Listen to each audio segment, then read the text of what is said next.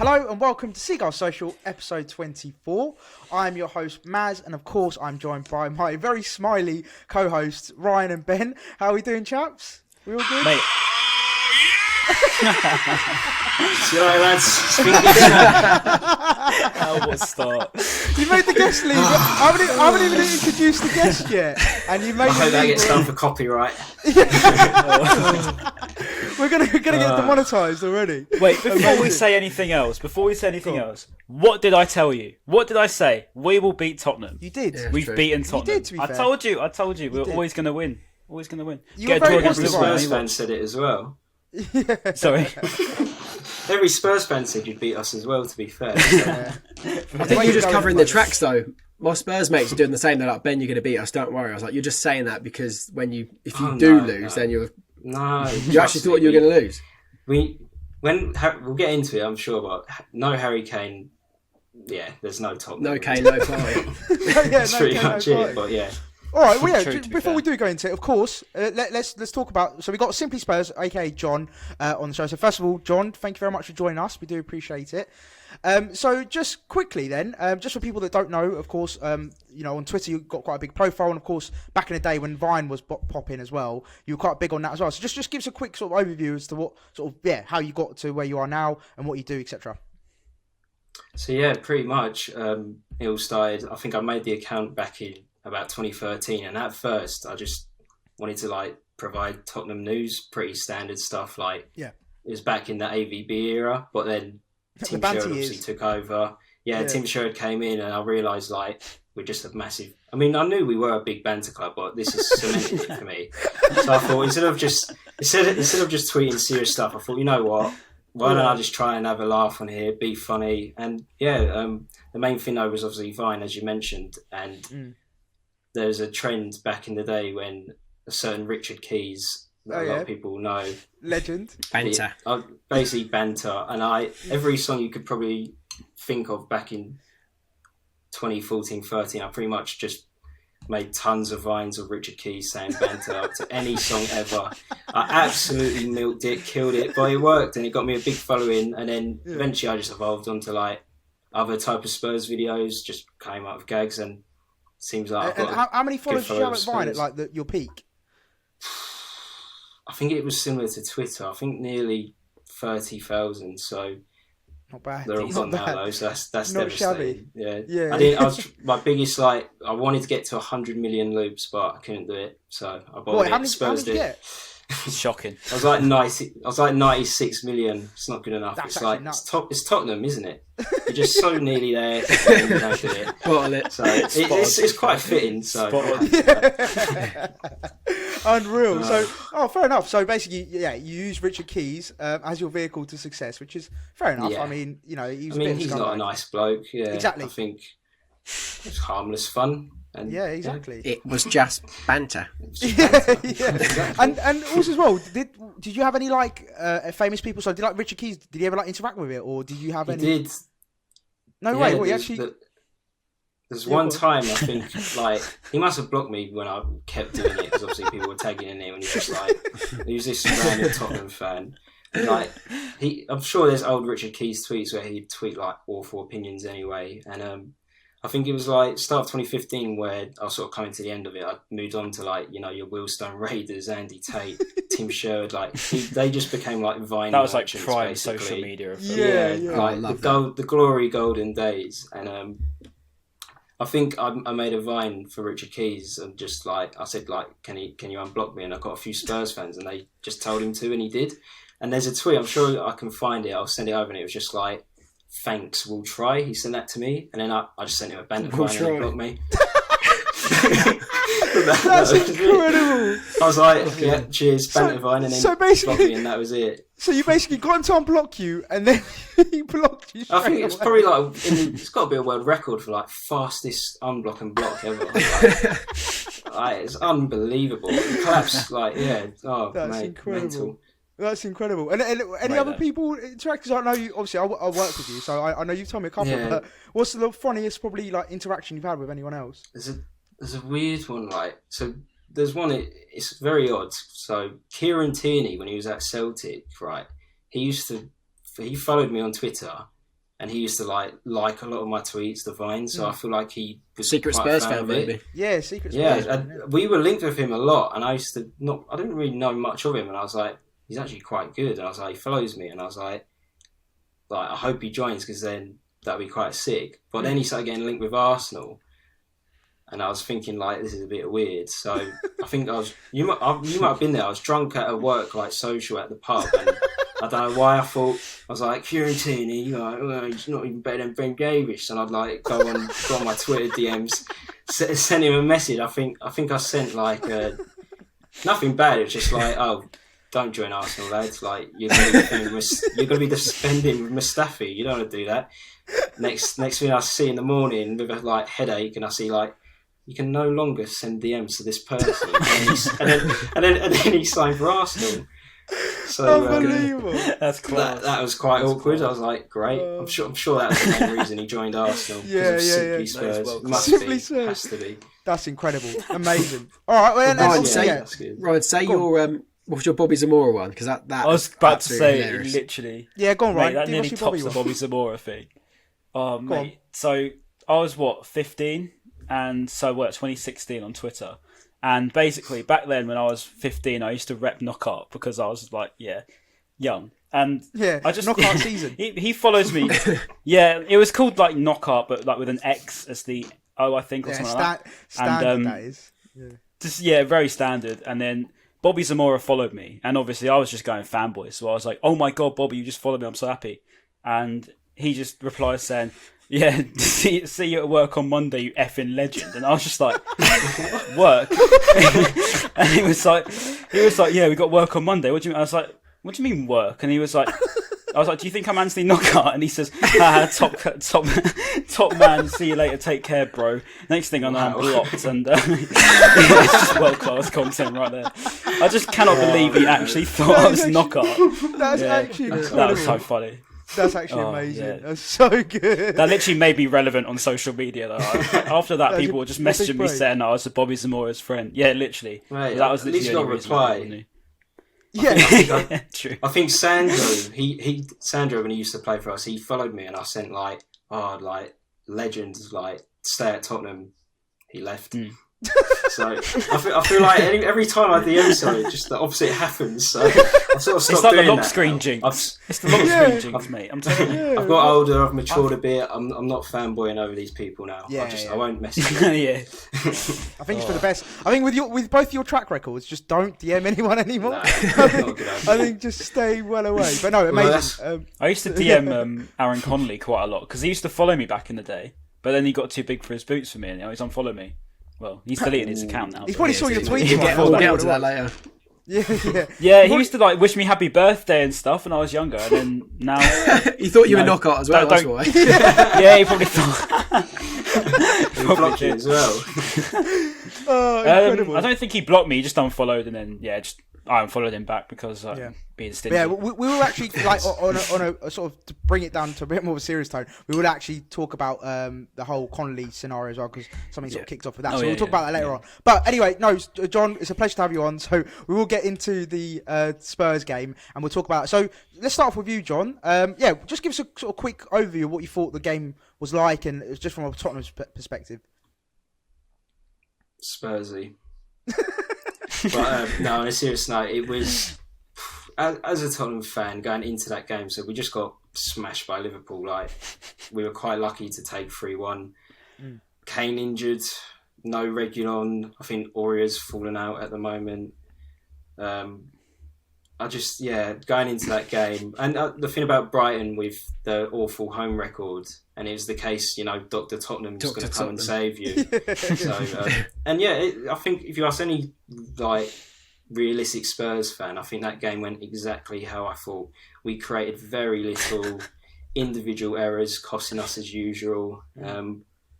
We're a shambles at the What moment. I don't get is that Musa Sissoko playing right wing back when you had Doherty on the bench. Was trust Doherty me. injured or something like that? No, well, Doherty probably best he stays on the bench because really? he started. I gave. This is like the most maybe I'm being a bit depressed harsh view I've to ever you. seen in my life. It's so Mate, done. It's You've just- got me at my last point at supporting Spurs. No, not last point, but it's It's not good. It's awful at the moment. Like, and what is it next? We've got Chelsea next. Like, what do you think it is though? Like, why do you think it's like? Because obviously you had a really good. Well, you won the league back in November, December time, and then it's all gone a bit tits up for you since then. What I think is it down to simply missing Kane or? Well, even with Kane, we've been a bit dodgy. I think it's 2 wins in 9. I don't know. A lot of people moan about the style, but like people will be crying like, "Oh, get Pochettino back." But I think that game last night, it was like rewatching the 3-0 at the Amex last season. Like it was just as bad. Like it's really weird. Like we were sort of, maybe it was the pressure. We were at the top, and then inevitable Spursiness happened, and we go back to being a banter club. It's the history of the Tottenham. It's like literally. It's a whole one's cool. Like without Kane, like he's our best creator and he's our best attacker. As soon as he's not playing, like we're even worse. Like some of these games we've been drawing recently probably wouldn't have drawn without him. Yeah. Obviously, like Son stepped up for us before last season. I was quite surprised about how he didn't really. Well, for me, he went missing last night. Yeah, he was missing. I just literally did not see him. You know, I think he might have made a couple of runs, but apart from that, we kept him quiet all night, and that really surprised me. He is an unbelievable player, but he does have like form periods where he's just like, he has purple patches where he's proper on it, and then he might go a couple of games, he's a bit quiet, but usually someone else will step up. I think if you look at our like top scorers, it's him and Kane, and then next is like Ndombele on 2 or 3. So it's like us. It's like us. Yeah, exactly like us. If you could take out We've Kane, only got Mopé. If Son's not on it, we're in trouble. Like, yeah. The last time Son was shooting was probably during military service in South Korea. Like, that's how bad it is. It's that bad. Like, amazing. It's that No, bad. it was like, I'll be honest, I was very surprised. But you know, let's hear from you, Ryan. What was your general sort of overview of the game itself? I mean, I could go and like say and big up how good we were, which we were, but you know, we're going to all be very positive now, and all the fan bases all of a sudden Potter in, and everyone loves him. And what makes me laugh is we've been playing this way for quite a long time now. I think it's only a handful of games where we haven't actually been good. Yeah. And I think that's where fans are so easy to just turn over. When we've scored a goal, everyone's happy. And luckily for us, we took a chance out of the many we had. And fans are happy. And I like that's the difference, I guess, between scoring goals and not, because the only reason why we are where we are is because we haven't hit the target enough. And I mean, you look at the amount of games we've controlled, and we could have had yesterday where, you know, Connolly missed that open goal. I guess you could say miss. It was a good block from Alderweireld, but you know, you've got to be scoring that at the end of the day. Yeah. But you know, you've got to be scoring that, and you know that basically was us all season, really. And if it wasn't for that moment of magic, really, from I think it was Alexis McAllister found the ball and then Gross squared it across to Trossard. Other than that, like, we missed a lot more chances, and that's what the story of the season's been. Yeah. And it's just lucky we got that one in because, I think fans would have been saying put her out because we can't score. And it's just, that's the difference, I guess, a goal makes. But if you want to, it was just a brilliant performance. I think everyone was very good. I don't think there's really anyone that played poorly. I couldn't pick out anyone that was poor. I think everyone was very good. Back to front. Sanchez made a fantastic save to keep us in it. All round brilliant, to be honest. Amazing. Ben, anything to add? I'll say being realistic. I feel a bit bad for saying it, but like we definitely didn't show any improvement. I know we scored, but like we still missed so many chances and could have won by 2 or 3 potentially. But we were lucky Spurs were really off it in front of goal and at the back really. So that really did play in our favour, but it could have easily have been the exact same issue that's been throughout the whole season where it would have been 0-0, but we were fortunate enough to get the goal that we actually deserved for once. But obviously I'm very positive, but we should have scored more for sure. Yeah, no, definitely. And just quickly, off air, so me and Burnham were talking earlier, and there's a funny thing. So, John, if you just quickly just talk about how when you were making your dinner, and then the game, sort of, you missed the first couple of minutes, didn't you? Well, so talk us through what happened. Yeah, I really don't like. What time was the kickoff? 7:15, wasn't it? I really despise these Sunday night ones. On a Sunday night, yeah. it's like if you lose, you go to bed. It's like it's bedtime and you're annoyed. You got work in the morning. And it's like living in your head like I hate my team. But I think I was making myself a nice roast dinner. I thought I'll get it ready just as kickoff happens. So but I think it took a little bit longer to make. And I think it was about the 3rd minute. I walked in with my dinner. I look at the TV. And it's showing a replay, and you've already hit the post. Gross, yeah. And I'm standing there with my dinner, like, should I just go upstairs and eat in my room and like turn it off? But being a sad Spurs fan I am, I sat through it, and fair play to Brighton. Like, you were really good, but I do say Spurs didn't really put up much of a fight until Vinicius came on. I think Sanchez made 2 really good saves, like the one from the header as well. I thought that was good with his feet.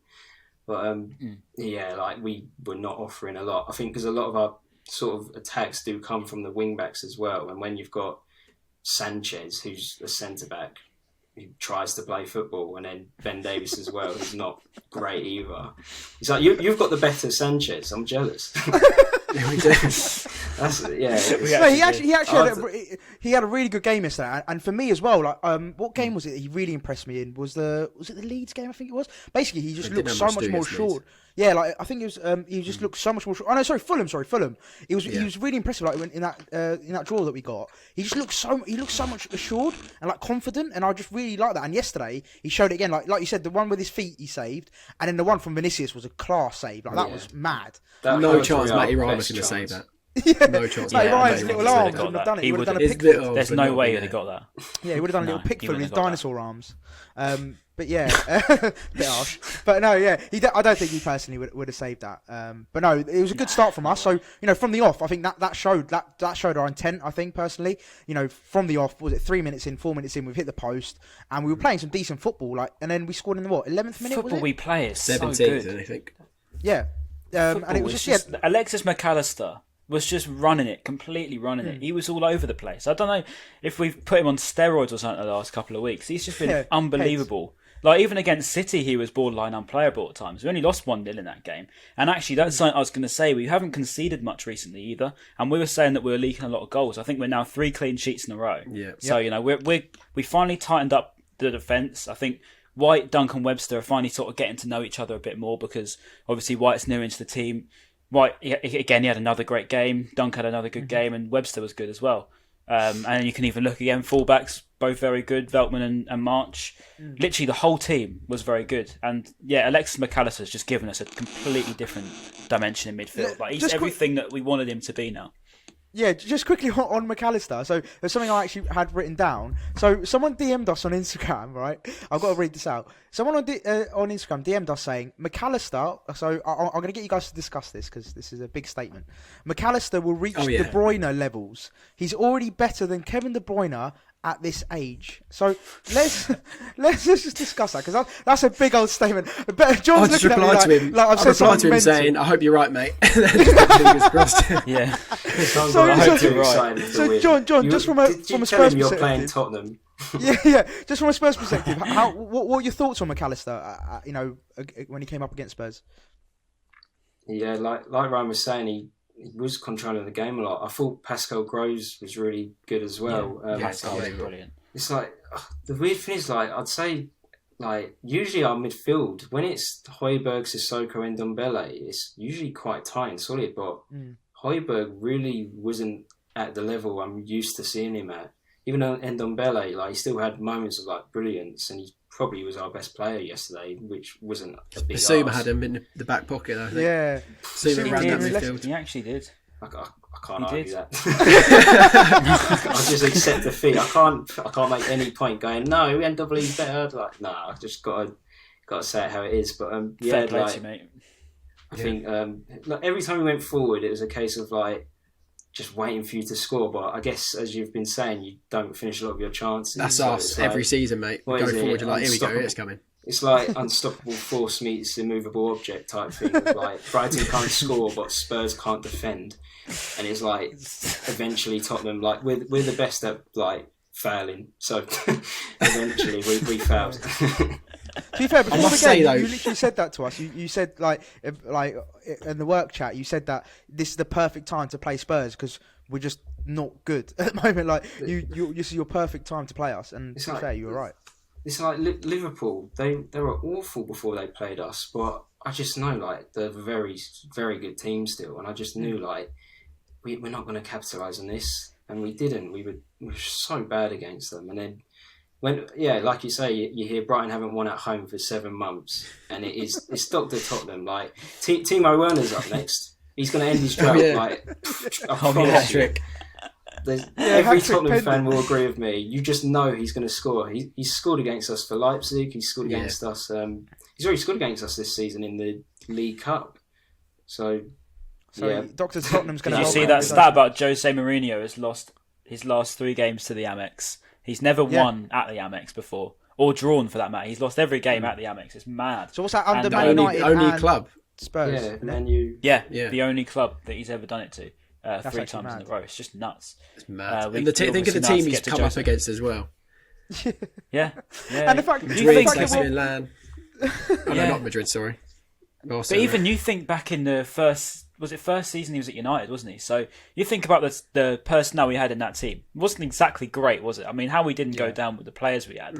Second season wasn't much better, and then we beat them with Tottenham. I mean, we've got a much better team than we had then. But we know how to beat Jose. That's for sure. Yeah, well, it's not hard when he just parks the bus all the time. So it's that's a joke. But no, just quickly, actually, Burnham, just on this topic, I actually did want to ask you a question. So, obviously, you had Pochettino at the helm, and then you replaced him with Mourinho, and just to sort of bring comparison as well. So we did the same with regards to we got rid of Chris Hughton, and at the time there was a big sort of hoo-ha, and like people, a bit of an uproar really in some parts of the fan base saying like, why have you got rid of Chris Hughton? Was it the right time to make a change? And I think similar, I don't know, correct me if I'm wrong, but Spurs fans also had that kind of similar thing when Poch left. So do you think, did you feel that when that happened, like when Poch left and Mourinho came in, did you feel that within the fan base, first of all? You still sort of get it now, like people really wish people say the worst thing we've ever done was get rid of Poch, and to some extent, like there's parts where I can sort of relate and agree, but then I'll reflect on what I was saying, like near the end of Poch, like I think that last season, we got to the Champions League final, like it's still like an unbelievable miracle. Like the fact Lucas Moura scored a hat-trick, I don't know, like I still watch it and think like, is this edited or something? But it happened. It's one of your vines, Burnham. It's one of the vines. Literally, like it's a miracle how that happened. But yeah, like that season though, our away form, like we were bad. Like in the league, your boys helped us get fourth that season. You stopped Arsenal. Oh yeah, in the last game, wasn't it? Yeah. Basuma, when he laughed. Yeah. We were quite fortunate to get top 4 that season anyway, and I think it was like once we lost that final, I think we had too many players who had been there for too long, who like Eriksen's, they'd had enough and they wanted to go, and we were bad like under the start of Poch as well. One thing though, which I think is unfair on Poch, he didn't get backed enough at all. Yeah. Some of his signings probably weren't his, and you'd think now with Mourinho he would get backed a bit more, and to some extent he has. Like I'd say our squad depth's really good, but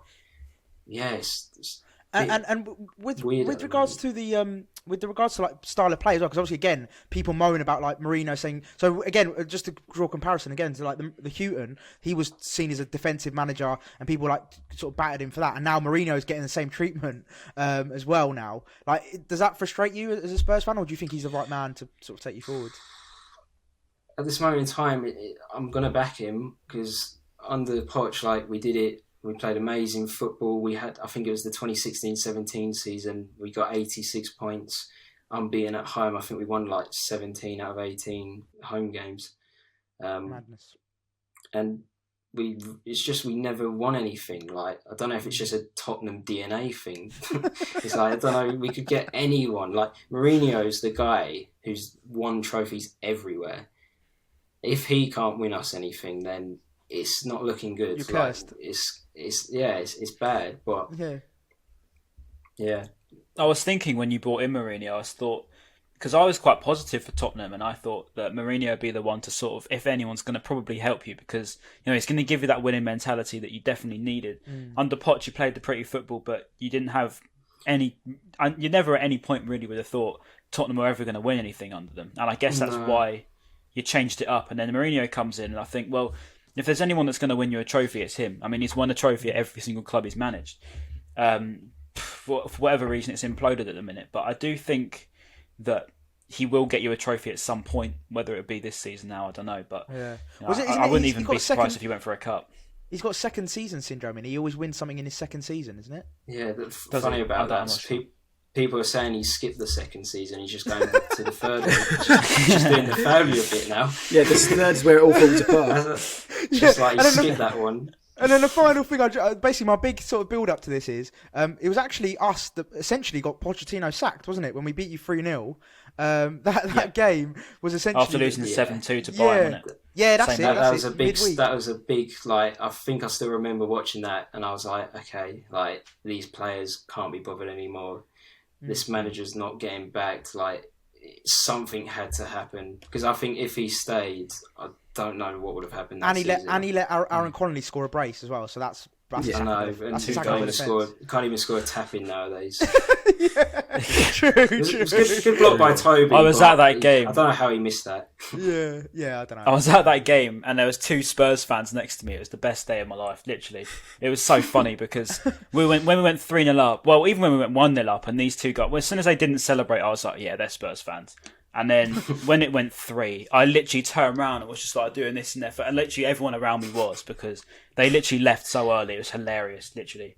When there's fans in your home end, it's just like, oh, get in the bin. It was one of those, Ryan, where you were like giving it some, just hoping that if it did kick off, everyone behind you's going to back Everyone's going to back you. Yeah, like, you're all right because though. you're in the home end. Do you know what I mean? Yeah. So you're okay. You're not going to be in trouble. Ryan's in the family stands. It's a bunch of 9-year-olds are like, fuck off. That's why I was safe. I knew I'd be alright. If you're in a West Ham end, you'd probably been like, maybe not, but against Tottenham fans in the seats and Amex, you got a fighting chance. Sorry, I diverted us away from the game, so I apologise for that. I went into sort of the Tottenham questioning. So just going back to the game then. First half again, like fair to say, I don't think Tottenham really did much in terms of sort of threatening. Mate, we had one shot off target. That was it, and it was from Steve Bergwijn. He hasn't scored this season. So, is he not? No, he hasn't got. I'm certain he hasn't scored in the league this season. Hit the post against Liverpool, and that's it, really. Yeah. It's the highlights reel. Yeah, that's one for your first half highlight reel. Again, there wasn't really much for Spurs, but then for us, Neil Mope had a chance where he could have hit it first time. That was quite frustrating. That's one thing. He takes too many touches in the box. Yeah, like he just needs to shoot sometimes. A lot of our players do that as well. I think we had the most touches in the box. I think it must have been all season. I can't remember the exact figure. It must have been like 50 odd. You just think, how many times could you have just shot whilst you're taking those touches in the box? It's long, mate. That's honestly, what Carlo Ancelotti did to Calvert-Lewin, wasn't it? He came in and he said, look, we need to turn you into a one-touch finisher. He said, because that's how he trained Inzaghi. And he did it to him, to be fair. And we need someone to teach Mope just how to hit it. As soon as you get the ball, just smash it. If you're in a good position, you just got to go for goal. Do you remember in the second half? He did it again. He did it again when he could have put in, I think it was Trossard. He could have just slid him in. I think we were like 2-on-2 essentially with the defenders, and he just made did it way too late, and then he fucked it up. I was like, brilliant. But to be fair to Mope, he actually was very good yesterday. Yeah, no, mate, he was good, mate. No, Mope, you're a cheat. No, but he was actually good, mate. I'm not slating him, but like Ben said, it's just like there's just certain bits that just frustrates me with him. Like I know he can be an unbelievable striker, and I say unbelievable, like he can be a good standard striker. Yeah. Maybe not unbelievable. That's a bit of a stretch, but he can be a good, decent player. He just frustrates me with certain elements of his game, and I've still, But he's still. I don't get why people say that he holds the ball up well, though. Like I think it's just like it's going away from the fact that he's a striker and he should be scoring goals rather than holding the ball up constantly. So it's like, he doesn't score goals, but he holds the ball up well. But we don't have any other players around him that can score goals. He's meant to be the guy that's scoring the goals. Yeah, that's the thing. So if someone else was holding up the ball for him, then that'll be alright. That's why we notice it so much when he's off form, because as we said earlier, our next top scorer is Connolly, I'm pretty sure, with 2.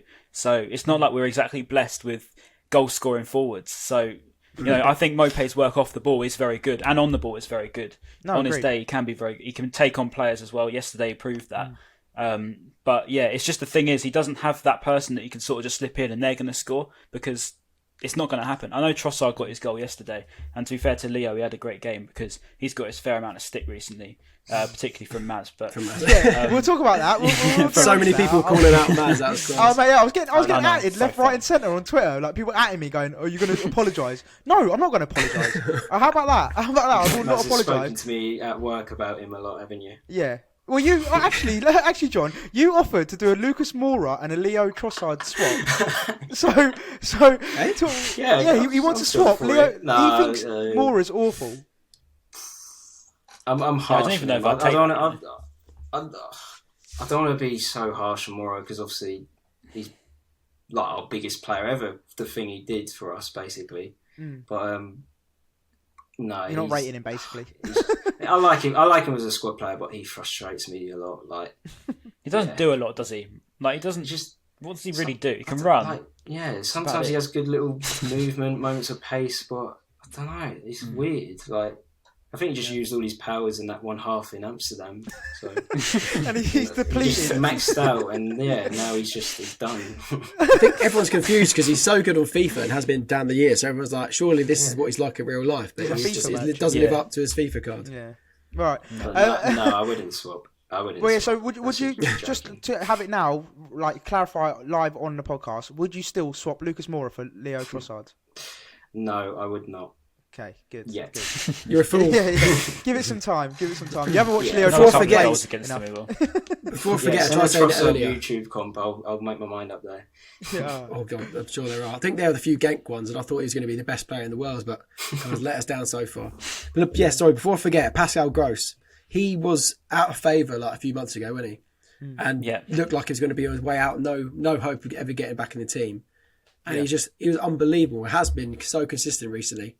I think he was like first in like all of the stats. Like, I was just about to say, ground covered, he was number one in that. Which, and also as well, he's got the most person. Brighton assists ever in the Premier League for us.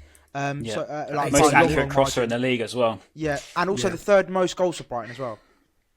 Yeah, he's very, very, very underrated for £3 million as well. And to be fair, I will take back my tweet. I think I put on 5 months ago because people decided to quote. Not that you're counting. And not counting, yeah. Well, it got sent to me about 400 times this morning, and I was just like, come on. So I put a tweet on in August or whatever it was, and it was. I just said that Dan Burn isn't it, and Pascal Gross isn't it anymore.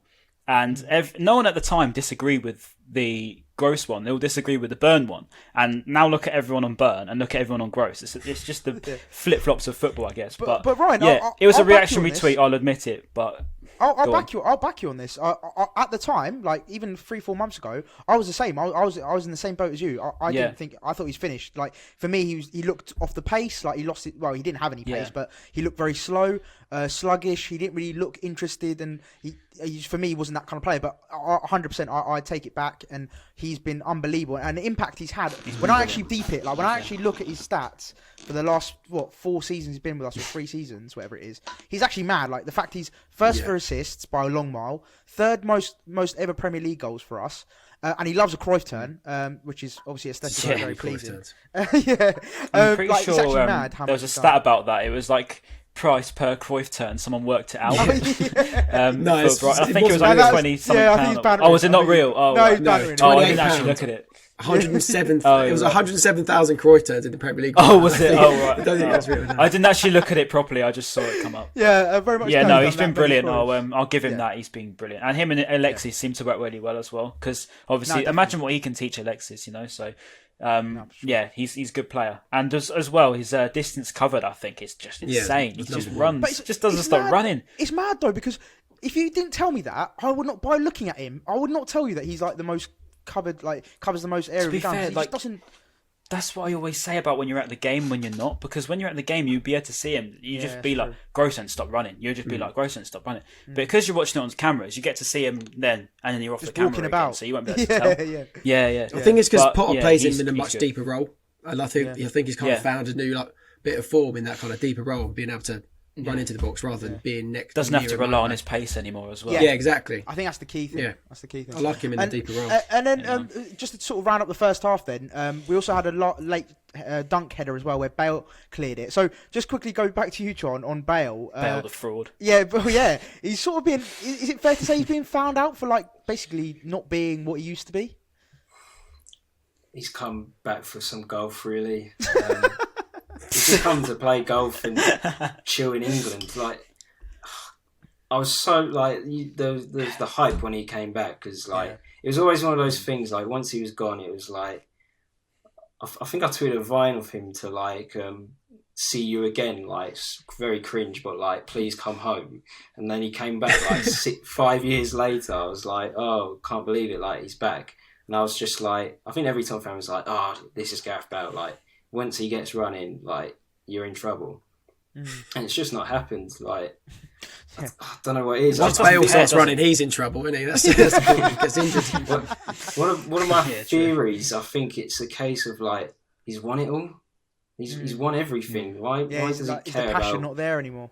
That could be. Like, I just don't think he really cares about anything in football at all. Yeah. I mean, you saw it in Madrid. He just did not get on with them. So he's won 4 Champions Leagues. Like he's probably bored of winning it so much. Like what are you going to win at Tottenham? Mate, he's just picking up that paycheck. That's what you're going to win. Yeah. Might win a League Cup, but I think I think he was in the squad when we won the League Cup back in 2008. So I was going to say though, another one. Would he not like from his standpoint? I know you're saying he's won the Champions League. He's won everything. Basically, he's won everything he can in Spain, right? But then surely, like from an athlete and a winner's mind perspective, would you not want to win the FA Cup? The he's league? Not a winner, though, is he? What's that? You'd want to win it for Spurs, though, wouldn't you? Like he should want to win it for Tottenham rather than winning it for himself. I'm sure he does, but but maybe he's just obviously he's not going to be the same Gareth Bale from like 8 years ago. Yeah, and maybe it's just not going to happen. Maybe it's just not meant to be for him at this time because the idea was when we got him, I thought like I feel like getting a violin on the back. I was going to say this is actually really sad. Kane, Son, Bale. I thought like no one's ready for that, and like Marine. Could probably handle it at this moment in time. So, it's like he's ruining his legacy in a way. Just coming on, jogs around a bit. He has moments where I think like that was good. I know it's Wickham, but second half against Wickham, if he was going the FA Cup. Again, that's why you should be a little bit concerned, mate. I know he was Wickham, but he looked good. Like he looked very good, and I thought maybe the Championship is his level then. Yeah, and the fact he scored against us as well. He scored a header against us in the. How do we let him go? Oh, it's the winner, wasn't it? Yeah, if he's the only one who scores a Premier, you're the only team he scores against in the Premier League. I think you should get points deducted for that. Really, it's quite bad. That's amazing. The thing is, I'm going to break some Spurs fans' hearts here, but realistically, like he comes back to Spurs, which apparently he loves and adores. Like Spurs is his club, then he should have the passion and fight to be actually perform well. I know we don't know what's going on behind the scenes, but we know he's a good player. He must still have talent, so he should be playing that game and trying his utmost hardest. But obviously, he's lost the love. I don't know. It's a tough one for me. Like when I watch him, because I was like John. Like even not as a non-Spurs fan, I was excited about Gareth Bale coming back to the Premier League. Like I was genuinely really excited just to see him back. And like if he can recreate what he did against, like when he absolutely done Maicon, in the Champions League, and like those kind of moments where you watch him and like, wow, like you're just for football, you're incredible. And it's just been such a like anti-climax where I don't think for me. It's not like he doesn't try. I just feel like he just doesn't have it anymore. Like it's just I don't know what it's like. Someone's like done a Space Jam to him, and all his powers have just been sucked out of him. I have a feeling he's sort of just like only here for like the cup games sort of now because that was only his second Premier League start for us. I think I saw like Spurs tweet like he's the only player who scored in all competitions for us this season, and even like our route to the League Cup final, he still got quite an important goal against Stoke. Again, I'm naming like very low teams that he's scoring against, but. He scored against Stoke and Wickham. People are saying he's done absolutely nothing. But if we end up winning the League Cup, he's played a part in that. If we get far, like hopefully we win Europa League. I'm very unlikely the way we're playing at the moment. But like we're still in all competitions, which is weird. Like for how bad it feels like it's going. Yeah. That's I think that's a big difference. It's like you're a top 6 club, you're a big club, and the fact that you guys are annoyed at being 5th or where are you now in the league? We're 6th, yeah, we're 6th. And the fact that you're Arsenal are 2 points. Arsenal are only 2 points behind them, aren't they? It's ironic how football changes. Around Christmas time, I made a little Arsenal edit that was doing the rounds, going quite viral, sort of like abusing them, going, gotta love an Arsenal relegation battle. Oh, And I think tomorrow they're probably going to be above us. Chat to Brighton and them, man. It's that. Yeah, like, chat to I was Brighton just and about to them. say that. it's aged like that. It's just, oh. That aged terribly. Teams like Brighton. Yeah, teams We like really Brighton. should be beating teams like Brighton. And then So many going on to comments the- on our Seagulls Social when we done the video. It's like she doesn't represent us and shit like that. It's just- Oh, I feel sorry That's for her, big. but And when she's when getting Brighton clout even from that hashtagged list. it, didn't they? Brighton Yeah. hashtag teams like Brighton in their caption, and she retweeted Yeah, it they going, did. "Oh fuck off." that was Yeah, class. saw That was amazing. different. Yeah, that was good chat. Good chat. Ben, from the though, admin. when you Good say chat. about the points closing in, Arsenal closing in on Spurs, well, we could literally a few good runs. You know, you climb up that table quite quickly. It's very very congested in there. And you look at the teams around us. I mean, I'm talking about Wolves, Palace, Newcastle. They play ugly football. Like they don't create a lot at all. You look below us and you've got Sheffield United, Fulham, who have sort of, they're a bit hit and miss, and then West Burnley. Brom as well, Oh, who are West just Brom, yeah. dreadful. Burnley, they play rubbish football, but they actually do take their chances, to be fair. But I'm talking about, as I said, the Palaces, the I was going to say, Newcastles, I've the got the table in front of me now, Wolves, right? that sort of bit. So we've got 1 Yeah, point behind we're not far Burnley off it. and Newcastle, and then only 2 points behind Wolves in 14th, and only 5 points behind Palace. So in 13th. Yeah. We say five's a lot, but then that's a couple of results. You know, we're 7 points off that bottom three now. So I'm being positive and looking up because, you know, it's very easy to look down because that's how the table looks. But, you know, why not just look up, you know, because, as I say, we play better football than all of these teams around us. And whether you want to call that deluded or not is true. You only have to look at that expected goals chart if you really want.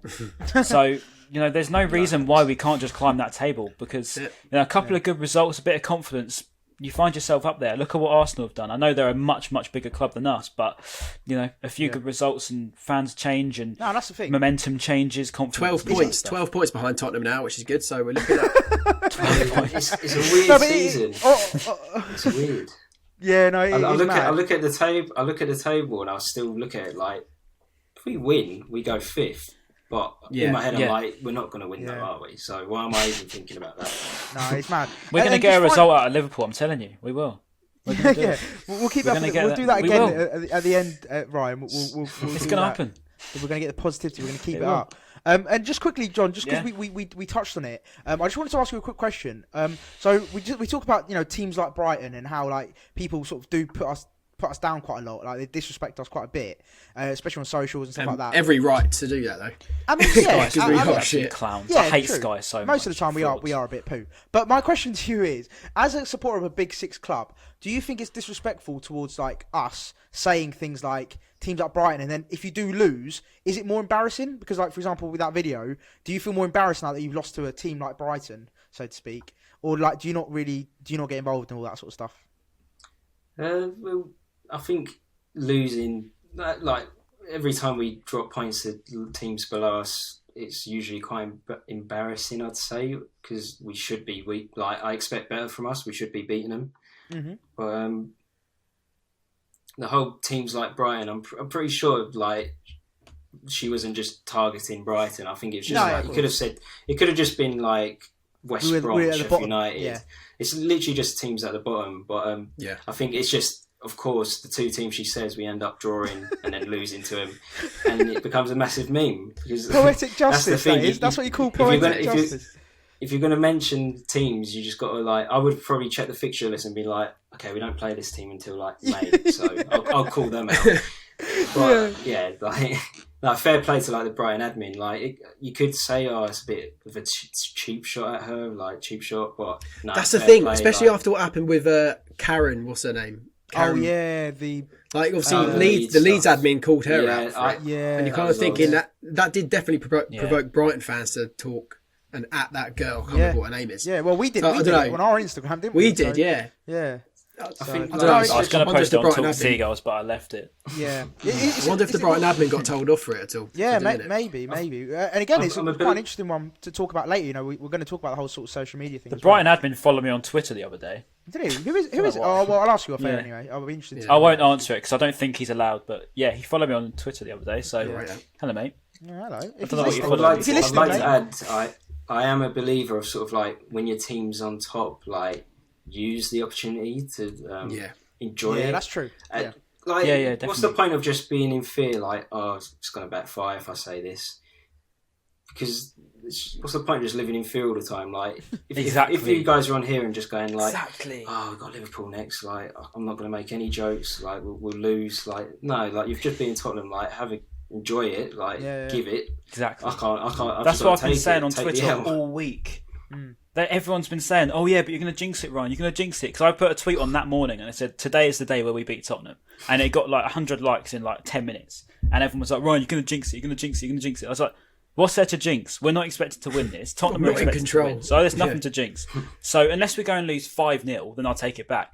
But if we go lose 2-0, I haven't jinxed anything because that's probably the more likely result. You should look at it like it's a win-win. Like, even if it backfires, you're going to get a lot of like interactivity and clout probably. People mocking you. And then if it wins, you're a genius. So the reason why I was trying to post so much about it, because like we won a home game in 2021 now. Only one home game in 20. Well, no, what's the stat? Our last 3 home wins have come in different years. So 2021, 2020, 2020, and 21. And like, if we're only getting one home win like every year, like if it comes around that little, sorry. So you're obviously we're going to milk it as much as possible. They're both against Spurs, 2020 and 2021.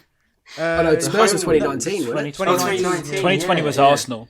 Yeah, 2020 was basically, we love North London teams. The last one in 2019. We love playing North London teams. The last one in 19 was Bournemouth, I'm pretty sure, because it was that one where we won 2-0.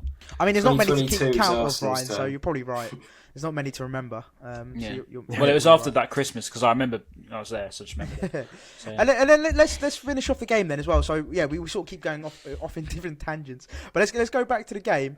So as well in the second half, we got again. Sorry, John, but there wasn't much to report on the Tottenham side of things. It was very much sort of all Brighton really. And of course you mentioned earlier, John, the save that Sanchez made. It was actually, it's fair to say, it was actually a bigger save than people made out, because people was like, oh, he just hit his legs kind of thing, but he actually made an effort to kick it. I thought. So is this the header? The header, the header down. Yeah. Like, usually I see that sort of creep in, but I thought that was a really good save. I think his other one against Vinicius was the better save, obviously. Yeah, 100%. I think that one was world-class save. I think they were easily our 2 best chances. I don't think we really had any other ones really. So. Yeah, I've got to be honest. There's no point really. I felt threatened by Tottenham at all in that whole game, and that's not. Yeah, I just did not. I didn't even think for a minute really that you were going to score. Yeah. And I don't know. Around the 75th minute, I wasn't even looking at the scoreline. Yeah, around the 75th minute, they kind of picked up a bit, and I was like, "Oh, this is about to happen now, isn't it?" On the grand scheme of the game, I'm just saying there was very, very little to worry about. It was similar to Leeds, wasn't it, Ryan? You'd have thought we were 2 or 3-0 up, wouldn't you? Really? Yeah, I thought it was similar to Leeds. Like, I didn't feel threatened by them at all. Like. But then we're saying this about Leeds and against Tottenham and then against City. I know we lost, but we played really well. We've got to give credit to Potter again, because he's managing to cancel these teams out. Because although you can say yes, Tottenham are weakened, and yes they were, but City weren't, and Leeds weren't. Okay, they had Calvin Phillips out, but we had 6 out. We've still got 3 or 4 out in a minute. So we are weakened, but Graham Potter's doing the best of what he's got, and let's face it, he doesn't have a lot. So I think we've just been very, very good, and people have been so harsh. I think there's now two losses in 11, if I'm right in saying. So people are saying this, but that's not a bad record at all. And all these little ones, we're getting draws in. It's frustrating, I know, and we should be taking these chances, but that doesn't come down to Graham. And on another side, you're getting all these draws. That's points on the board. That's points that Fulham aren't getting. That's points Sheffield United aren't getting. That's points West Brom aren't getting. So as far as I'm concerned, that's okay. Yeah, no, definitely. I think it's really important that we even those little those draws that frustrate us, even those, like you said, those that point against Fulham, it kept us apart, didn't it? It made sure that we were still 4 points away from them. And the point was always going to be worse for them than us. Yeah, because they're below us. Simple as that. But yeah, no, definitely. Yeah. And then going sort of to the final 2 sort of big talking points. Yeah, we touched on it a few times. The save from Sanchez from Vinicius, which was Spurs' best chance by far, and it was an incredible save. Like we said, I don't think Ryan was ever going to save that if he was in goal. And then that would have I think that would have really swung it towards Spurs' side. I think you would have kicked on from there. I know you didn't create much, but I think if that had gone in, I would be confident. They'd have smelt blood and gone for it. Yeah, I think you guys would have kicked on. But we were never going to score, so Yeah. we were never So it going makes to it score. You were redundant. fine. Unless Kane's like quaver ankles just like repaired themselves and he came on, then maybe we might have got a goal. Yeah. And then of course the big talking point for us, we again left very frustrated. Was it 85th minute, whatever it was. Connolly, and was it Pascal Gross made an unbelievable little surging run. McAllister put him through, and then he pulled it Gross back. found some pace somehow. Yeah, I don't know how he's gassing. Like he gassed loads of players. Outpaced like the whole. Yeah, I don't know how he done that. He's like the world's slowest man, and he beat. Who was it? He beat for pace. I can't remember. One of his defenders, John. I don't know who it was. Alderweireld, I think. Maybe. Yeah. Oh no, Toby's on the block. No, he's only blocked it. Ben Davis, someone. Maybe, Ben yeah. Oh, yeah, probably Ben yeah. Davis. Anyway, whoever it was should hang their head in shame, because if you're getting outpaced by Pascal Gross, that is a shambles. But yeah, then a beautiful pullback, and to be fair to Alderweireld, that was an incredible block. But let's be frank, it was. Aaron Connolly should have been tucking that away. He should have just dinked it. You should know that, if you've got Alderweireld chasing you this whole time, you know he's going to come in and slide you. So just chip it. Just if a little dink that's gone over. He must have been unaware, but then he should have been aware.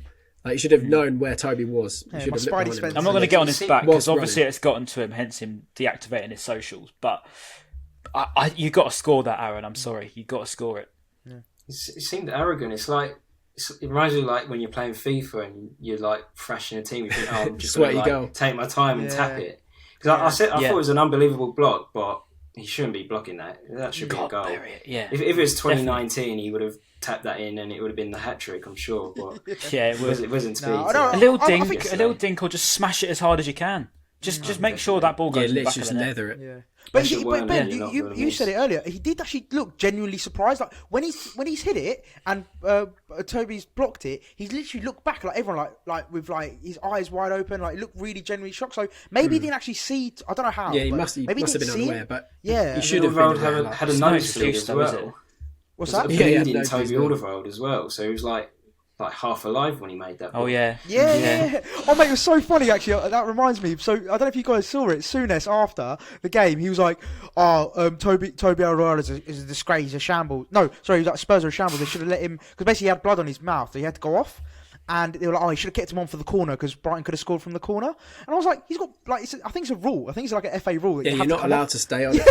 And then Souness was like giving it a massive rant. Yeah, he was like, he should have stayed on the pitch. What was he doing? I was like, what?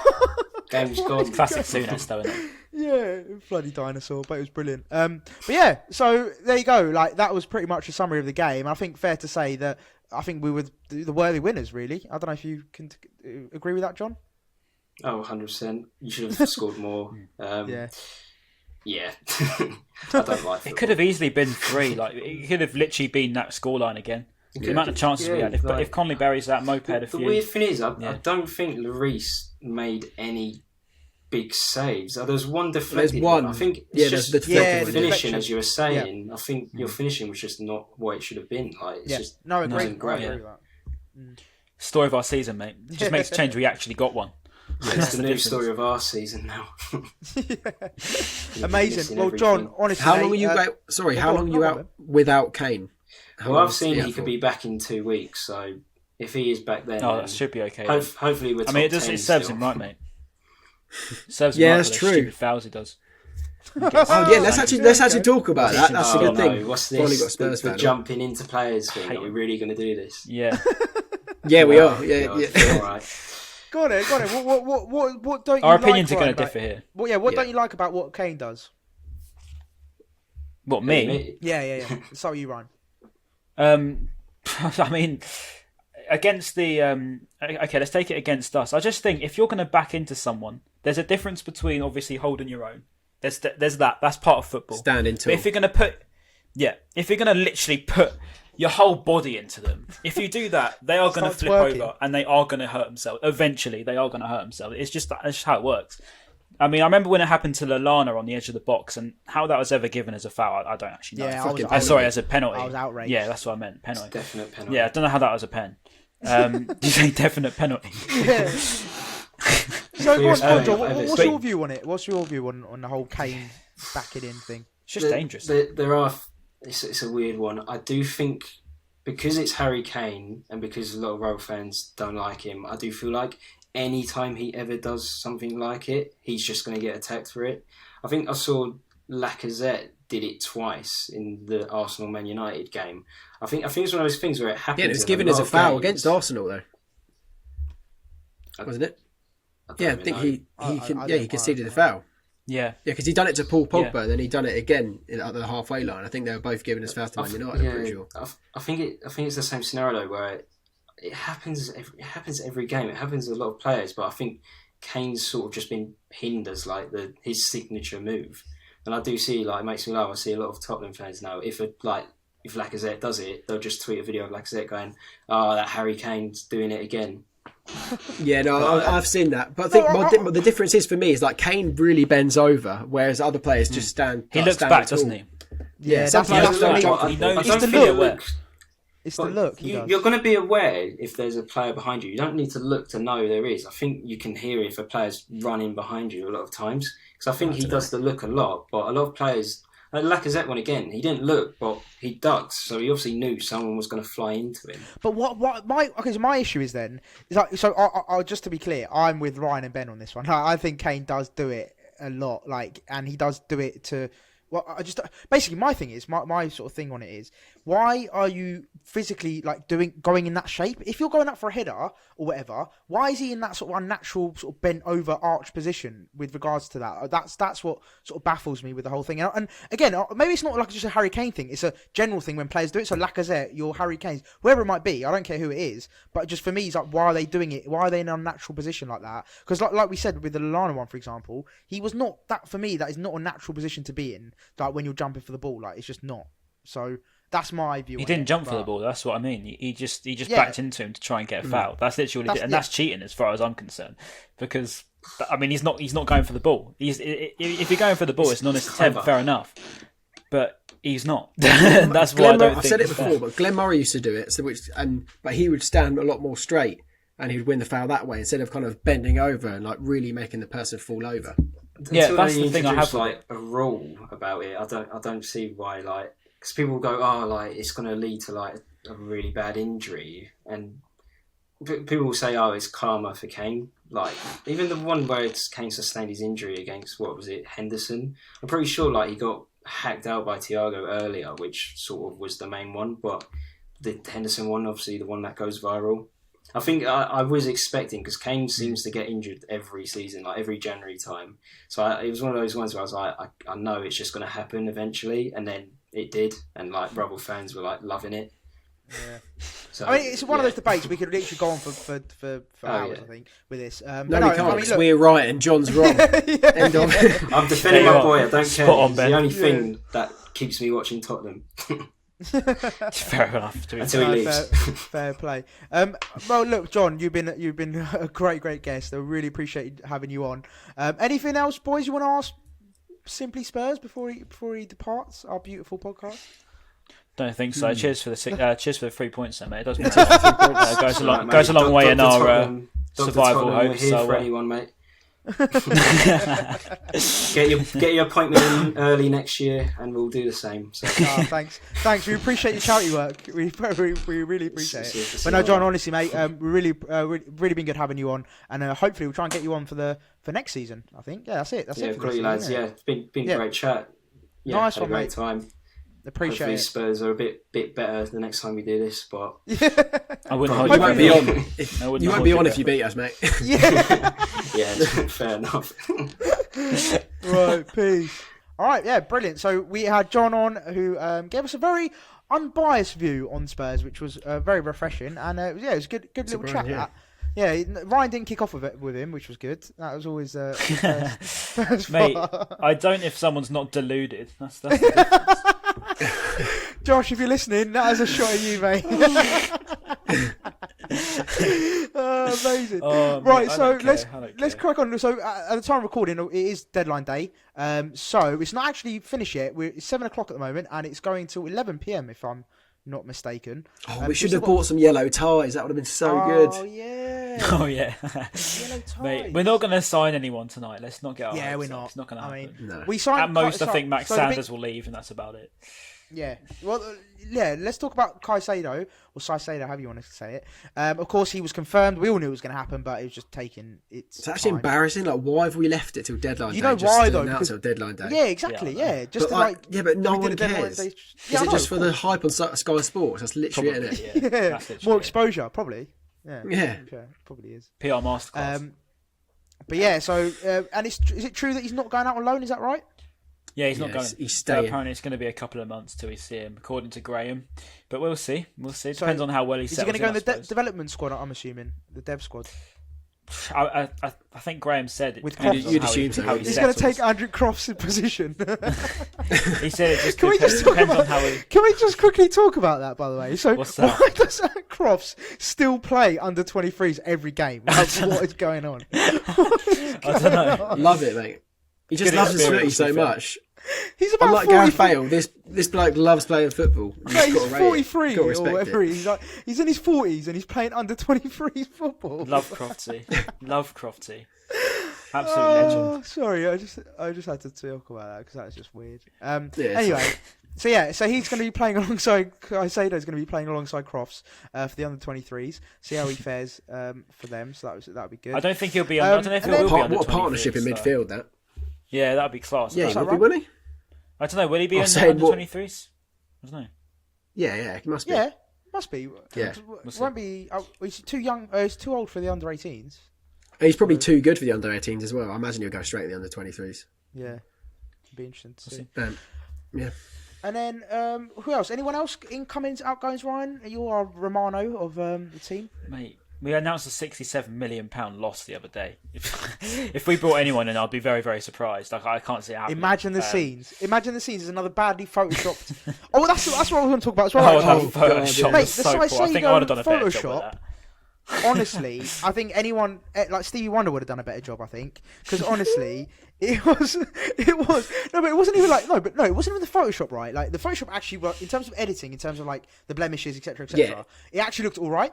But with regards to the picture they used of him like looking as if he just come out of like a prison cell and he's doing his mugshot and he's like He looked like, like why his is he- neck It did was look not like in a proportion mugshot. to his head. So it was like, he was like that. It was so embarrassing. Yeah. Our media it was team. very- We need to sort it out. Yeah. Fix up, boys. We need to sort out our media team.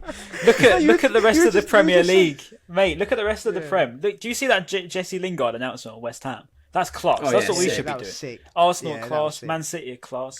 Why can't we just do cool Yeah. stuff? Why do we have to be so boring all the time? Like, if we could just, like, we've waited 2 weeks for an announcement and we get a poorly photoshopped Caicedo with That's the thing. an Ecuadorian flag, and that's about it. It's just so But dead. that's the thing. They had so long to organise this as well. Like you said, they've had Yeah. 2 weeks to organise a decent Photoshop and like Yeah. a cool announcement video or something. Just make like a And they do 30-second the clip of him announce walking in. Caicedo, and then they go, Yeah. Caicedo announced. You're like, oh, sorry, that's really funny, isn't it? Fucking Yeah. hell, you didn't do that for Percy Tau and everyone else we fucking signed. Yeah, with the Joke. stupid Oh, text fonts things they use, as if that's quirky. Oh, it's yeah. just not. Yeah. It's So stupid. listen, Oh, what I do love something, though- admin. I love the Brighton fans. Like we love giving the admin stick. Like shout out Danny Stewart Williams who reps the Alzate page. Basically, like we had just beaten Tottenham, and then he goes, "Oh, what a win!" But announced Caicedo. I'm like, fucking hell. Just give it 1 second. But it's just funny that everyone's just in the comments after beating Tottenham announced But Caicedo. you get that with like Caicedo. loads of clubs though. I think there's a lot of like people. It is banter. The admin, It is funny, yeah. They just That's love what banter it in the admin because especially if you get a nibble as well, you're just like, oh, job done. Like you just. I just wish know, I had, like, not so much the admin, but I just wish the whole, like, media team would do more fun things. Like, they're so dead. Yeah. We just, like, Yeah, I'm yeah. not, like, having pops at, like, No, mate, it's individuals. true. I'm just saying, like, in general, we're just so boring. Like, can we just do something fun? Like, as a They fan, need Seagulls you just Social wanna one in see- their accounts, mate. Yeah, mate, they Yeah. actually do. They need us. They actually But, need like, us as a fan- to run their accounts. As a fan, you want to see like the cool announcement videos or the behind the scenes footage and like the bits of banter between the players and stuff like that. That's what people want to see. We don't want to see the training pictures for the 7th time in a day. Like we've seen it all before. We just want to see some like Who do you want to see now? Fuck off. We see him every day. yeah, Announce Caicedo. Literally. spot on. I might Okay, just tweet that later, even though we've assigned him. Just everyone just still needs to comment. Just say and announce Caicedo. To be on to the next one, we haven't signed a striker. Announce a striker. Well, talking of social media actually brings us on quite nicely, actually. So a bit more like a bit of a sort of topic we wanted to talk, because we're all obviously very heavily involved in social media. Like, we all work in it and we all use it a lot. So we're very much in that kind of space, in that sphere. But yeah, Aaron Connolly, for anyone who wasn't aware, he actually deactivated his social. So is it right in saying his Instagram as well as his Twitter? Is that right? Yeah, apparently he's done both. Okay, so he done both, and I did see on his we're Twitter, assuming, we don't know for fact, but we're assuming it's down to the abuse that he got after the Spurs game for the miss he got. So yeah, let's start with you, Ryan, because obviously, you know, we've all experienced it, we've all gone through, like, you know, social media stuff. But like, what are your thoughts on that in terms of the abuse? Obviously, we don't want to see that at all. But like, yeah, what do you think was going through his head at the time, and like, do you think it was down to the abuse he was getting? I think the miss was the one. I think that's probably it. I mean, I saw. I looked up his name, and I think he's the kind of person that would look at his name. I'm not saying that to be horrible. I'm just saying he strikes me as that kind of guy. And all of it was just like all the betting people. It was mainly just people who had bets on Aaron Connolly to score or on Brighton to win by more than one goal or something like that. And it would be like so much abuse. Like, it's pretty disgusting. There's some of the words and things that is being called, and like I admit it's horrible to see that sort of level of abuse. As I say, I've personally get it all the time. I think I've muted so many accounts now, it's a joke. But yeah, like, it's just, I just don't get why people think that they can sit behind a screen and just say stuff. Like, if you're like under 16 or something, if you're a little kid and you just want to give people a bit of abuse and a bit of stick. Like, I sort of get it, because you probably think it's cool and fun. I'm not saying it's a good thing. I'm not saying I justify it. I'm just saying they probably think it's all being cool. I don't think any age it constitutes, like, you shouldn't, as a human being, if you've been brought up correctly. Oh yeah, if you've been brought up properly, you shouldn't be doing it. Like, no matter how old you are, even if you're 12, 13, you know between right and wrong, like, to you know, sending, for example, because obviously we've seen it a lot where, I'm not saying this is obviously the case with Aaron Connolly, but let's just talk about social media in general. Like, you look at Rashford, you look at Tuanzebe recently, you look at all these people, like, getting sent racially, I think. Like racially, like really racial hatred, and it's disgusting to see. But like, for me, that's like a human societal thing. It's not a football Twitter thing. It's not you know, that kind of thing. It's a society thing where there's obviously still racism rife, and it's the way you've been brought up as a human being. So if you've been brought up in the correct way, you know right from wrong, that you should not be sending, first of all, any abuse, regardless of whether it's about your race, about your age, about whatever it might be.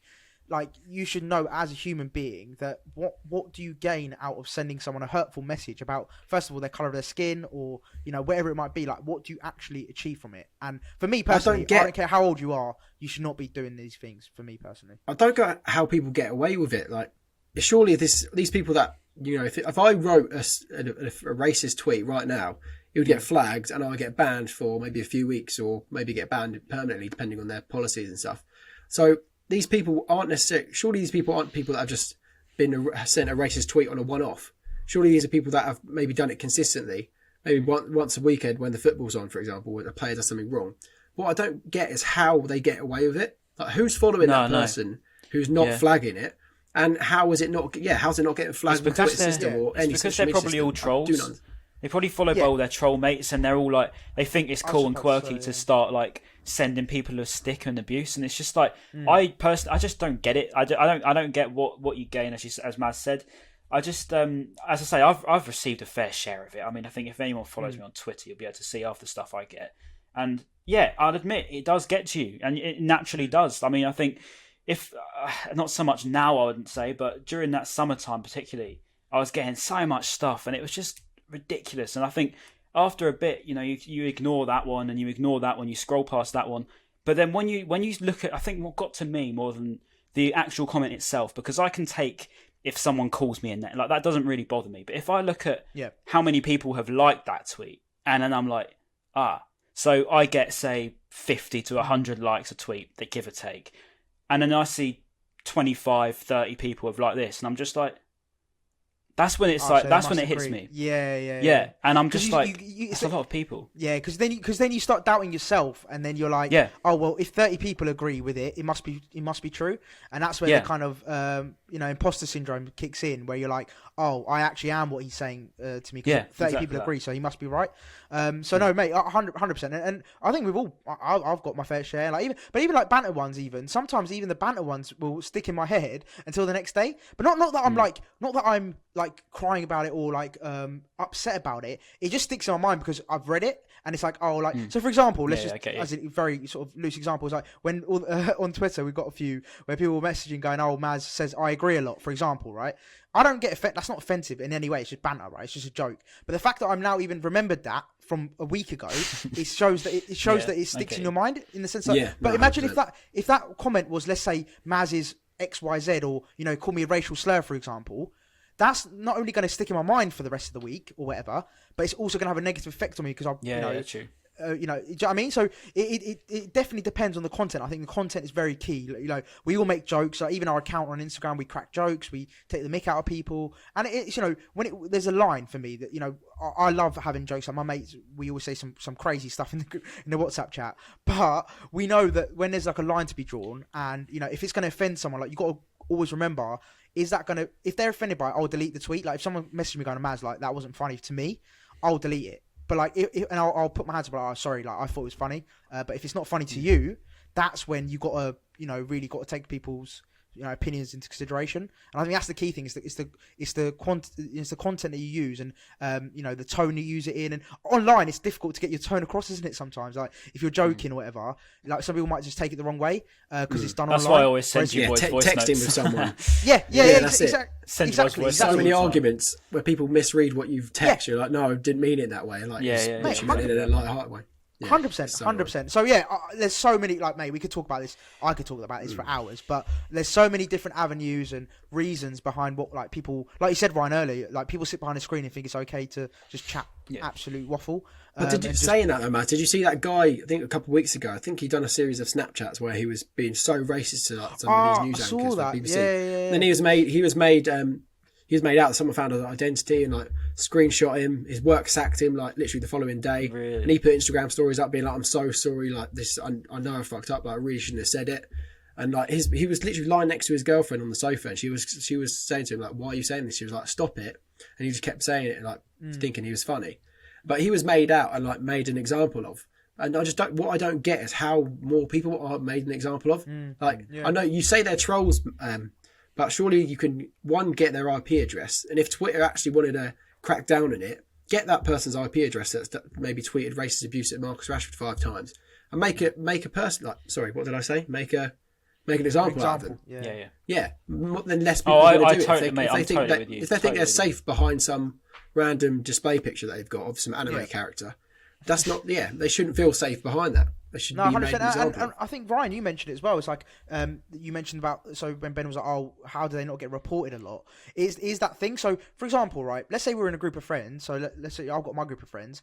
If, for example, I say something racist, for example, in my circle of friends, they're not going to report it because we're mates. They're not going to go to the police about it, right?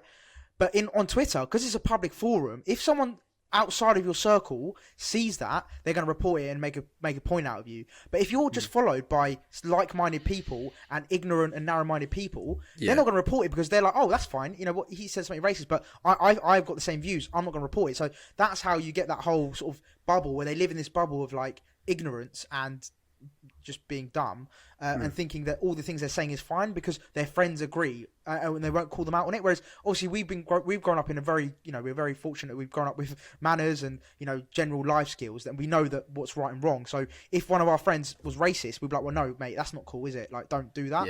Like, we'd call them out on it. Whereas I don't think these people do, which is no. I mean, you see like a post on Twitter.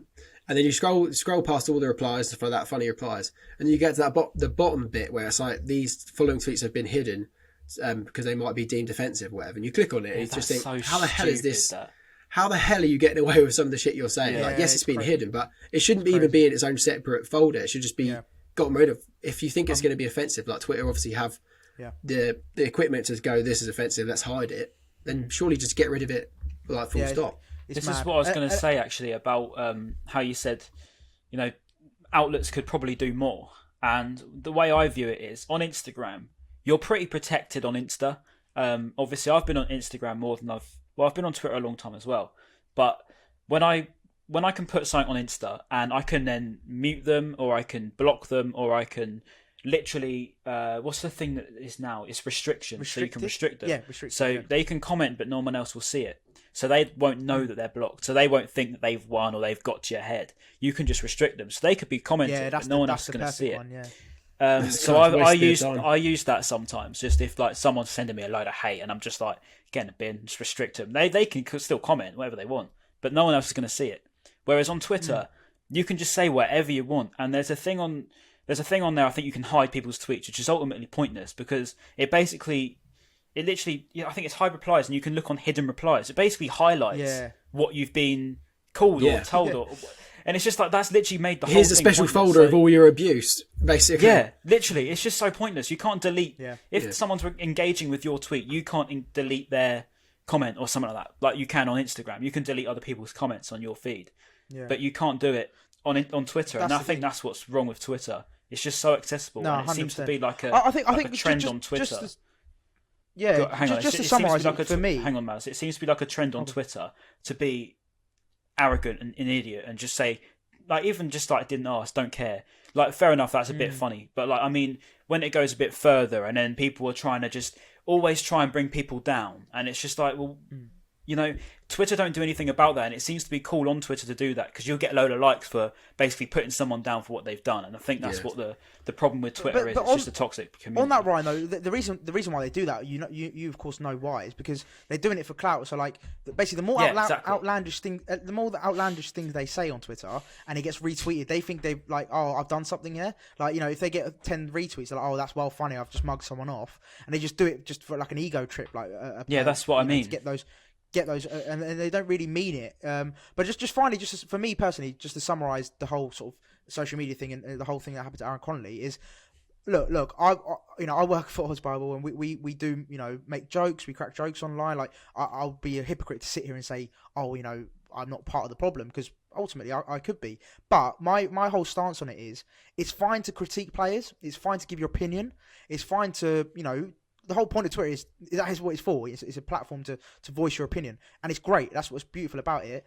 But when it just for me, it's just a simple black and white matter. Is just don't go beyond the point of banter and joking and getting personal about their appearance, about their race, about, you know, anything that's something they can't help. Do you know what I mean? Or like go to a point where it's like it's too much and you're physically sort of, well, you're tormenting them mentally by saying stuff that's just outlandish and crazy and stuff like we should just know not to say. So for me, it's like, carry on what you're doing, but just like in terms of your tweets and voicing your opinion, but just be very careful with regards to like how far you're taking it. So if you're telling, for example, let's just say, for example, someone's tweeted Aaron Connolly saying, "Hope you die."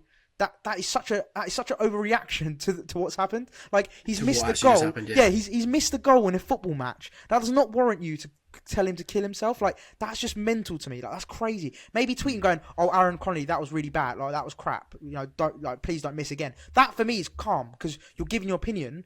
You know, to an extent. You cost me 20 quid, that kind of thing. That's calm. But don't go to the extreme of going like, "Hope you die," or like, you know, making threats to their family and all that kind of stuff I hear and see. It's just nuts. To me, I don't get how. Even if you think it's light-hearted, saying, "I hope you die," thinking that's kind of a light-hearted thing. That's nuts. It's obviously not light-hearted for that person if you're saying you hope you die. Imagine if you said that, someone said about yourself, and even if they thought it was light-hearted.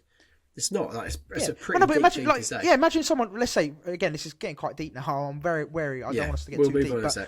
We'll move on. But just for example, if someone's having suicidal thoughts, for example, and you then said to them, "Go kill yourself," well, that's not gonna help them, is it? In their current mental health of state, that's like the last thing they probably want to hear. So yeah, just basically don't be a dick online and just be careful what you're tweeting. Like, if voice your opinion, that's great, and that's the whole point of Twitter. It's the beauty of it. But just don't make an overreaction to what the situation is. Like, it's nuts. It's just mental. But yeah. Anyway. Best wishes to Aaron, though. Yeah, we hope that he hasn't got that kind of abuse. He'll be alright. Yeah, he comes back. But yeah, Hat trick against Liverpool pending. Come on. yeah. Let's talk You about do that Liverpool celebration then. again Let's to do it. everyone who sent him abuse, and just do that. Another celebration. Oh, All right. mate, why Kick always us off, me mate. lifting up his shirt? That'd be class. Or he does Adebayor to our own fans. Yeah. Ron's doing empty away stand. Yeah. But Ryan, kick us off because you are Mr. Positive, and I loved it last week. Yeah. Kick us off again. We're gonna batter Liverpool again. Of course we are. No, I don't know about battering them, but I do think that they're there for the taking. Like, without sounding delusional and over positive, like they've got that Nat Phillip, whatever his stupid name is, the irrelevant one, in centre half. He's not that good. I mean, Connolly can deal with him. Is he the one with the long hair? So they got two they young. No, he's got a Phillips big beard. and Williams. Oh yeah, Phillips and Williams. Yeah. Phillips is the one that Phillips. played. So basically, Williams is the against the West bad Ham. one. Yeah. Yeah, one- Williams. Oh is the yeah, bad one, Phillips Yeah, is Williams the is one the I bad meant. one. Yeah. Phillips is the Oh, one wait, that's okay. Williams. Oh, Phillips is God okay. knows. Williams is the bad one, basically. Basically, whoever the centre half is, he's not very good. So we're going to do him. With the long hair. Yeah, long hair. Probably. Yeah. long frizzy Mate, I hair. literally, Yeah. I don't actually know, because I That's don't the really bad take much one. notice at Liverpool. to That's be like honest. saying that you didn't know if Marwan Fellaini had an afro. Like that's such a stand-out feature. Of this I place. need to look at it more. Then I don't know. I don't know what his name is, but yeah, they're centre half. They've got a crisis with injuries. Apparently, Mane might be out. I'm not sure if it's true or not, but I've heard I heard he's a doubt, or he could be, a bit touch and go. So, why not? They're there for the taking. Salah's okay. He's in unreal form after that game against West Ham, and actually watching that was a bit of a humbler Mate, the potentially. goals, But Man. yeah, that goal, yeah, That brilliant second one. goal But was just seen it, ridiculous. Oh man, have you it was not? Oh, ridiculous. it's a great goal. Shaqiri's I forgot to watch some ball highlights. was unbelievable, and then that touch Yeah, from it Salah was. was just Yeah. silly. But look, we're going to beat them. Look what we did to Tottenham. I said we'd beat Tottenham, and we could have gone on about how but they could do this, but they could do that. No, but they didn't. So that's all that matters. And then you look at the game at the Amex, 1-1. We probably should have got more out of that. They had Salah in pretty good form at that point. So let's be honest, we pushed them to the wire. We can push these big clubs to the Diogo wire. Jota was their best player, wasn't he? Exactly, Jota was on he's fire, injured and I still. think if Sanchez was playing in that game, that goal wouldn't have gone in. So I think they're there for the taking. I really do. They haven't got Jota this time. We've got Sanchez in goal. Our defence has got a lot better, and I think midfield has also got a lot better. And even going forward, if we can do what we did to Tottenham with Trossard and Mope working well together, like I did yesterday, there's no reason why we can't go and beat them. But the thing is, we go into it full of confidence. Like, I think it's probably the most confident we've been all season in terms of 100%. previous results, just the way we're playing, the personnel. Like, I feel like I don't want to jinx it, I touch wood, but I feel like it's all starting to finally click into place. And hope so. just for me as well, the consistency. I know it's only 2 games, but the fact that Potter's stuck with the same starting lineup for 2 games in a row, for me, I was actually really buzzing about that, because it just showed a bit of like faith in the players that he's gone with, and it's just keeping the same system, keeping the same personnel, it just helps the team gel better. Personally, He's cementing that it's midfield not as rocket well, science. which is good to see. Yeah. And as our guest said earlier, Spurs. What's his name? Spurs. John, Simply Spurs. John. Simply Simply Spurs. Oh my god, that's so bad. I'm sorry. As John said, their midfield's normally so reliable in Højbjerg, in Ndombele, etc. So, if we can do that with McAllister, with Gross, Basuma, that 3 works really, really well. So if we can do that to Liverpool, I really don't see any reason why not. I mean, look what Burnley did to them. Burnley beat them for the first time in 4 years, nearly. Liverpool lost to Anfield, and it was to ex-Brighton Burnley, and it was player, Ashley Barnes. Ashley Barnes did it, mate. So if Ashley Barnes can score at Anfield, with a stupid celebration, there's no reason why we can't get something out of it. And even if we get a point, I'll be over the moon with that. Well, we got a point against them last time, and we actually, mate, I remember that game. We actually played really well. We were did. unlucky just to get a point out Connolly of that. missed that 1-on-1 that he should have Yeah. scored. Yeah. Not going back to Connolly, I didn't even think of that, but yeah. Saying how it was. But no, mate, I'll be honest. I am right. So with this one, it's a difficult one, because you talk about they're there for the taking, but then they've gone and beat West Ham 3-1 with a very depleted team, and then they've beaten Spurs 3-1 as well. I think it was. Wasn't it? 3-1? Yeah. So they've got back-to-back Neither of those results. sides are beating us, by the way. Just saying. Well, Well, actually, Spurs beat us true. at their place, but still. No, Spurs beat us, first game, and West Ham, we should have beaten them. But anyway, but West Ham since then have been on a really good run of form themselves. So the fact that Liverpool sort of dismantle them quite easily with a second string team was quite worrying.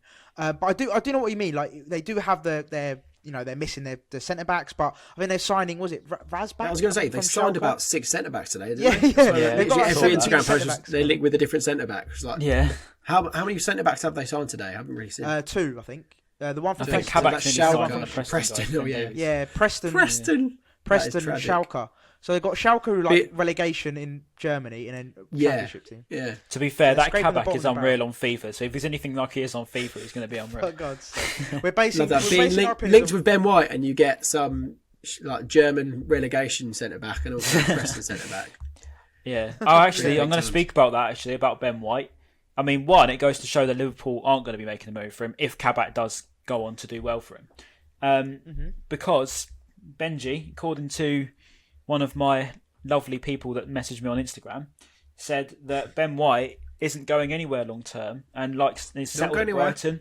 Not going anywhere. He's very happy. He's Don't apparently worry. happy at the club, and hopefully that's all true. He said as long as we don't get relegated, because obviously that will change things, but as long as we're in the Premier League, and I think, to be honest, even if this is just a psychological thing for me, I watched Ben White play the last few weeks, and he looks much happier. I don't know if that's just me thinking yeah. that, but he genuinely looks a lot happier. After that result last night, he was bouncing everywhere. Yeah, he was ran over to, really happy. He ran over to Dunk, didn't he? Yeah. Like, Yeah, he looked like it was like little brother, and I was just thinking, hopefully that does work like that with Dunk and White being little brothers, because White's been there for as long as Dunk's been there. Nearly White signed in 2015 or whatever it was, and Dunk's been there since 2009 or something. So Dunk's able to sort of bring him through the ranks, and if he can teach him what he knows, he's going to be very, very good. And actually, I noticed that with White's ability to chest the ball. And there's only one place he's got that, and that's from Lewis, because I'm not being funny. Lewis Dunk's got one of the best chests in the game. I haven't seen someone have the ability to bring down a ball on his chest so many times as Lewis Dunk has over he loves the it, last few years. Yeah, he's just Man, I'll tell you what. So, I'll tell you what. Another thing he's picked up. Well, I don't know if he's picked it up or they both had that trait, but the fact that they both do it, Webster and White, the way they carry the ball out of defence, like even Webster done it like 3 or 4 times yesterday against Spurs. I remember one of them. He did it from our box to nearly their box. He just ran, slalom through. I know. And like the traits that he's picking up, and hopefully, he can learn from Webster and from Duncan. Because I suppose Webster's similar age, but he can still sort of learn some stuff from him. I'm sure.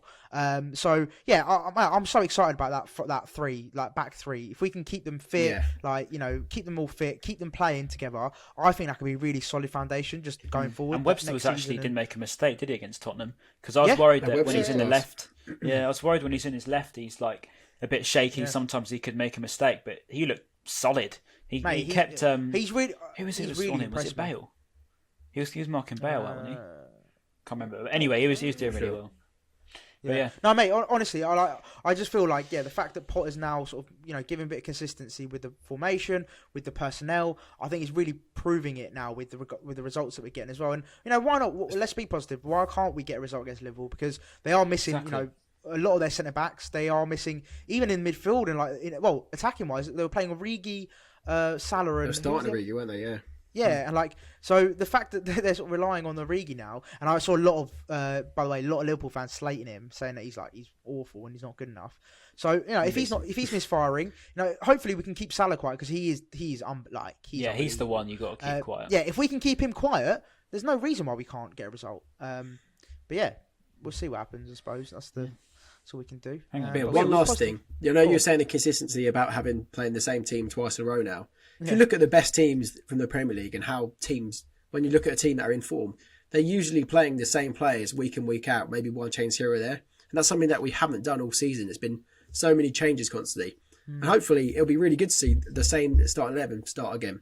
Because I've got confidence in every single one of those players. Even Joel Veltman, who, when Lamptey was injured, I thought this is the end of it. And now he's, he forgotten about Lamptey completely. We have looked, it's pretty much the same team without him. But yeah, I've got so much confidence in every single player. Obviously, if Mopé can get a goal here or there, that'll be the cherry on top, on top of the cake. I want to talk about the fact that I was a big advocate of playing Veltman at right wing back. I remember when I said, because we were playing Ben White for a couple of games, and I just didn't rate him there at all. I was like, Ben White is not a right wing back. Why are we not playing Veltman right wing back? And Potter, as Ryan would say, Potter's definitely been watching the podcast, and he must have said, look, Maz has said it, got to put him right wing back. But no, I'm really, I'm actually going into that Liverpool game.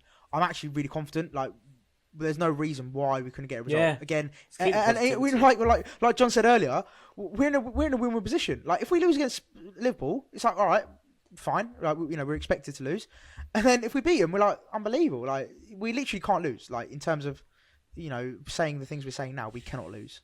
It's impossible. But also as well, quickly, before I forget, Mac apparently Mac's got a hamstring problem, so he might be out for the next game. He better not. Because Potter said it earlier. We've got Lallana back though. That's a positive. Yeah, So but mate, mate, if Lallana starts against Liverpool, it's not serious, by the way. It's not serious to McAllister. It's literally, he said it's just it's tight, or he feels like he pulled it a little bit. So it's not serious at all. But what's the worst thing? Even if he doesn't play against Liverpool, like, if we keep him for the game after, I don't see. We'll probably save him for Burnley yeah, then, if that's the case. Yeah, if we save him for Burnley, I'd much prefer that, to be honest with you. Yeah. yeah, it's written in the stars. Lallana starting as centre attacking mid because McAllister's not up to it. We're going to win. Yeah, We're going to win. We are. He actually probably will start him, won't he? Because of the fact that he played a thingy Liverpool last season, wasn't it? Played for 30 seconds in the reverse fixture, so he's kind of owed a bit. He's owed a bit. But yeah, there you go. All right, chaps. I think it's been an unbelievable podcast. Another one. Unbelievable. So yeah, again, for everyone listening and watching on YouTube, we really appreciate it. So please do leave a comment, and subscribe if you did enjoy it. Of course, we're not going to force you to do that if you didn't. Well, if you're listening now, to be fair, I mean, if you didn't like it, fair play. Yeah. If you made it this far, you definitely liked it. Also, shout out to everyone that messages us, comments, and saying how much they love the pod. Like, it means so much. Cool. And it's just it's great to see how everyone. It seems like everyone loves the pod. In the famous words of Maz, I agree. So I've been told I say that a lot. If you made it this far, to play devil's advocate though, Maz. Devil's advocate though, Maz. Yeah, to play devil's advocate. So no, yeah. If you have made it this far, put in the comments on YouTube. I agree, and then we know you made it this far. And of course, please keep streaming it as well on Spotify. And Shout Apple. out. Shout out Paco Rabanne as well, the unnamed, the masked man. Like, who is he? Yeah, I don't know. But shout out Paco Rabanne anyway. I really want to know who he is. Yeah, he's class. But no, again, really appreciate all your support. And we lost Ryan's attention because these. It looks like a pigeon's flown into Ryan's room. He's literally just like. I knew I had it somewhere. Paco Rabanne. Millionaire. Of course you have millionaire. Of course you have millionaire.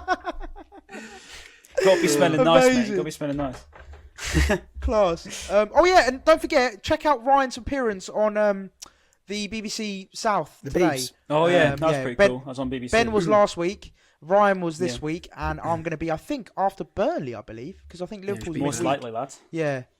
Yeah, maybe. Sorry, before we go, just to say how much I lost my head when we actually scored. Like, I was watching the Spurs game with my nan and granddad, who are both Spurs fans. They were like in their own away end. If you sort of follow me on Twitter, like, they were literally sat on the sofa right at the back. And when Leonardo Trossard scored, without thinking, I ripped my jumper off and started flying it around. And just unreal. I've completely lost my head. You might have to do those live watch-alongs after all, maybe. There's no way I'm going to watch. My nan left at half time. Yeah, mate. My nan left at half time. That's so brilliant.